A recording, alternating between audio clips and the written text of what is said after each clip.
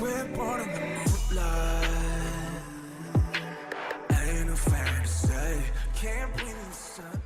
Hello Aromas, this is Aromie here and welcome back to Changeling. We're here with Ewan's route. Sorry if I'm like leaned back a little bit, I'm kind of chilling. So we are here in Allie's car. I don't quite remember what happened previously besides us meeting pink haired guy, which I forgot his name, so. But I promise Shelly's normal and okay with cross-species discussions.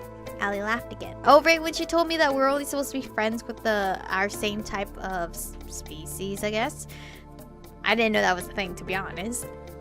We can allow it just this once. Anyway, I'll text you with the details later. Shelly needed time to prepare some things. Okay, try to be careful tonight. Definitely. Excuse me. I waved Allie off, waiting until she was out of sight before heading into the house.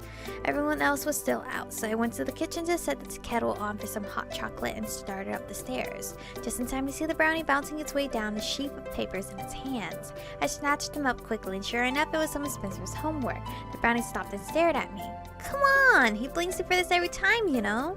The brownie simply blew a raspberry at me and flipped backwards off the stairs, into the shadows, as brownies are wont to do. What? I don't know. I suppose. I sighed and headed upstairs to return Spencer's homework. Fairies were definitely weird. Chapter 2, In Over My Head. Oh god, I'm not ready. This title sounds scary. Stifling? My throat was dry, the air was heavy, thick with unpleasant smells that clogged my nose and made a heart's breed. Have to get outside. I couldn't stay in this place. There was a whisper right at the edge of my consciousness, leading me forward through the dream, and I had to follow. At some point, the cool wood floor gave way to wet grass and freezing cold. I had to go somewhere. But where? Where was I going? I didn't know. I didn't know that I wasn't alone. I did know, sorry. When I turned my head, I realized there was a shadowy lump trotting along beside me. What is that? My vision was hazy. Cat? Leave! It took me a moment to realize the raspy voice was my own. The sound of it was so strange that I stopped in my tracks. The cat bounded forward, getting a good few feet ahead of me before stopping. Back arched, fur on the end, and spitting in fury, barred my way. I took a step back as reality creeped in. The cat stepped nearer again, almost howling at me. Fur still on end. It took a swipe at my feet and it took another step back. Claws caught the edge of my pajama pants and rigged over my ankle. Holy fuck, I am out here! The sudden pain brought me straight back to reality. Where? Outside again, I looked around wearily. I was quite a ways from the house, down near the bridge. Dang it!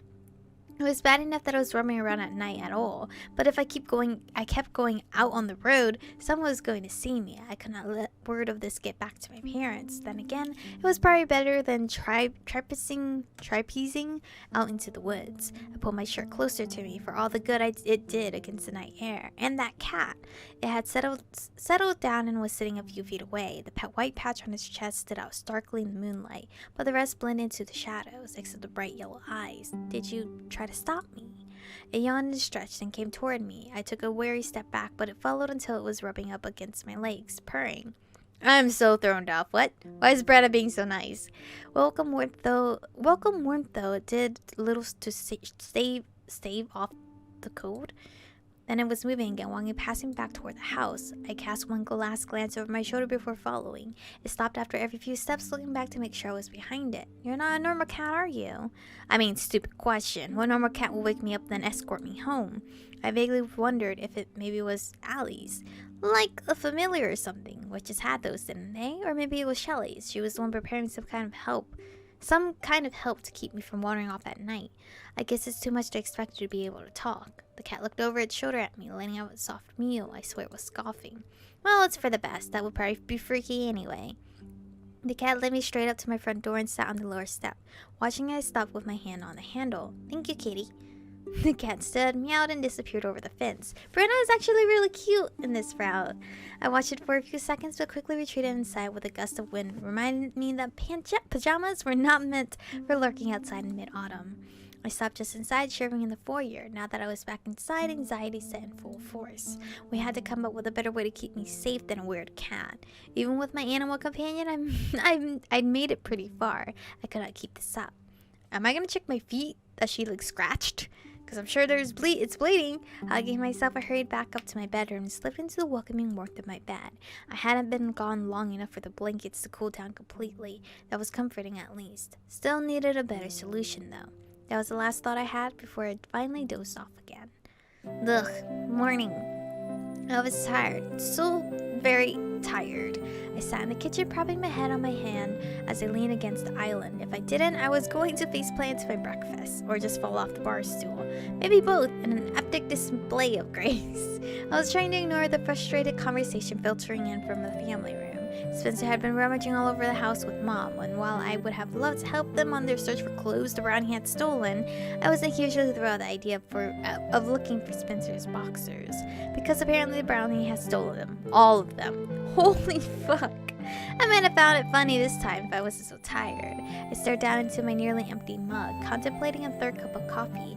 Probably not a good idea if I didn't want to spend the rest of the morning jittery before the inevitable crash by lunch. Or to the bathroom, you know, because coffee makes you poop.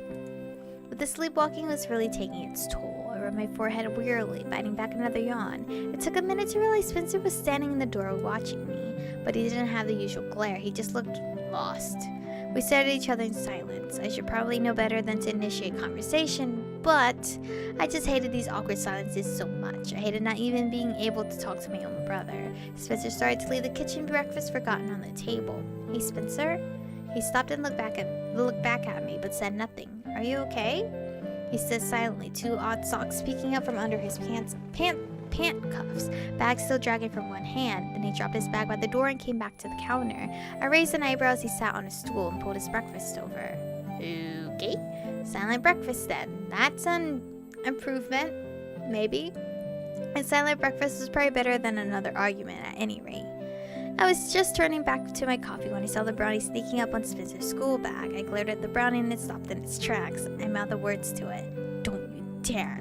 The brownie, one foot still held up in the air, gave me a long, considering look. I lifted an eyebrow, hoping I looked more menacing than exhausted.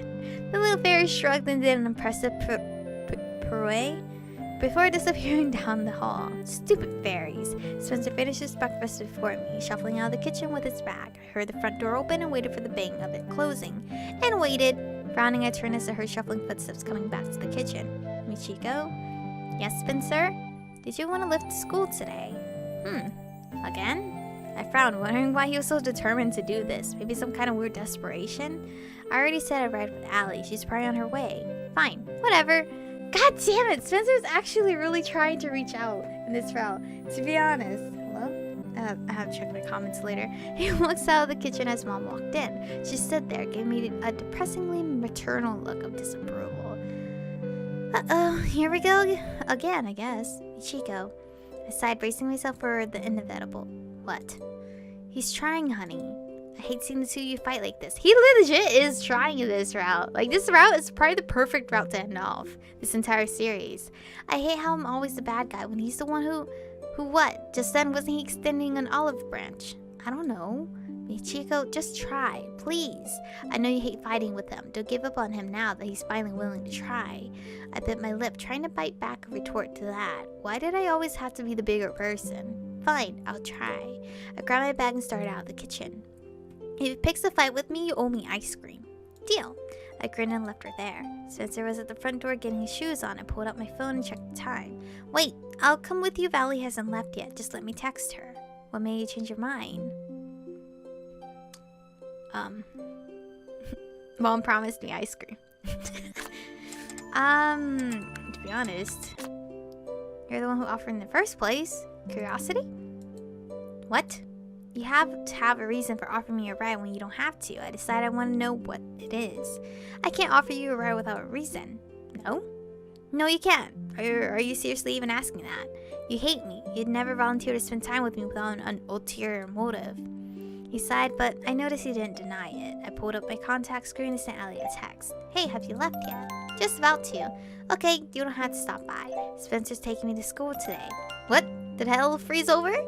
Mom badgered me into saying yes. Maybe I should wait in the parking lot in case I have to break up a fight? Thanks for the vote of confidence.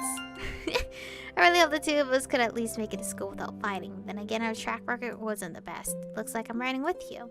Okay, I'll get the rest of my things.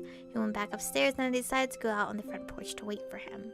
I flopped on the top step and twisted my neck slightly. That brownie needs a solution today. Man, this was tough and not at all fun and exciting. This paranormal stuff definitely needed more robes, cool scarves, and hot guys. What the fuck do you mean? We have the hot guys. That's about it. Ewan's face flashed in my mind as I thought that. I scowled. Oh, look at me, already thinking of Ewan. Hot guys that weren't stone-faced giants with an inconsistent sense of humor. That's what do you mean? That's like Dimitri. The door opened at that moment. Spencer came out, huffing softly in the cold air as he shut the door behind him. Ready? Sure.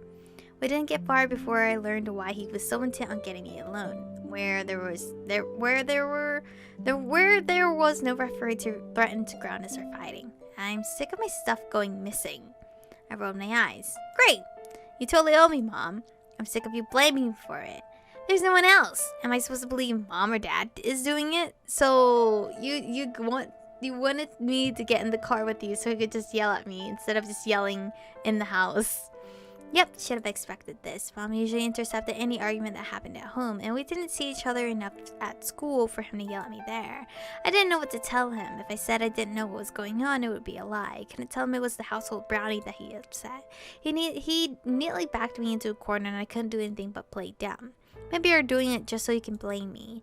Give me a break. If I was doing it, what would be the point in asking you about it? You know the easy solution to this? I would tell him to get a camera. Set that camera up. It ain't me. How am I supposed to know how your mind works? Is this revenge? You haven't done enough to me already, so you have to make me miserable now too. Isn't that my line? So now I'm the bad guy? You always have been. You know that's not true. Why did you even ask me to ride with you if you just wanted to shout at me? Spencer slammed on the brakes and the car skidded to a halt. What the hell are you doing? Get out. Wow. Okay. I stared back at him. He had to be kidding. What? If you're not going to tell the truth, then get out.